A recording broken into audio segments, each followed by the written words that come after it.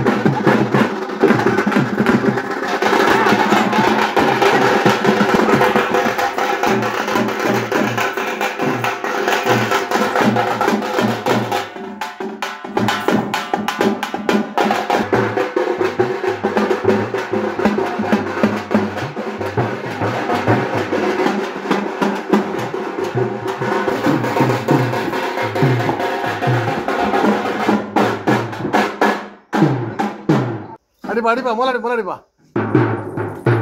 பாத்துமா.